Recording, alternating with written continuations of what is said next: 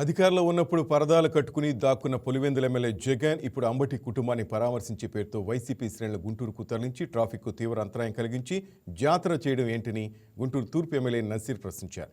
2 ఏళ్లలో ఏ రోజైనా ప్రజల కోసం బయటకు వచ్చావంటూ మాజీ సీఎంను నిలదీశారు. ఎన్నికల్లో ప్రజలు చీకొట్టినా ఇంకా వైసీపీ నేతలకు బుద్ధి రాలేదన్నారు.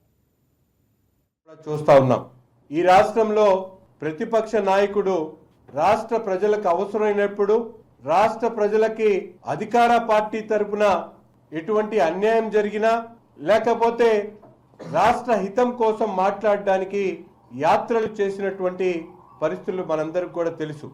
కానీ ఈరోజు జగన్మోహన్ రెడ్డి గారు తను ముఖ్యమంత్రిగా ఉన్నప్పుడైతే ప్రజల్ని కలవడానికి అవకాశం లేకుండా పరదాలు కట్టుకొని ఎక్కడ ప్రజలు ప్రశ్నిస్తారో అని చెప్పి భయపడి పరదల చాటున యాత్రలు చేసినటువంటి పరిస్థితులుంటే ఈరోజు ప్రతిపక్ష హోదా కోల్పోయి ప్రజలు చీకొట్టినా కూడా ఈరోజు ప్రజల్లో యాత్రల పేరుతో ముఖ్యంగా మేము అడుగుతా ఉన్నాం, జగన్మోహన్ రెడ్డి గారిని మీరు ఈ సంవత్సరన్నర కాలంలో ప్రజాహితం కోసం ఏదైనా యాత్ర చేశారా అని చెప్పి సూటిగా ప్రశ్నిస్తా ఉన్నాం.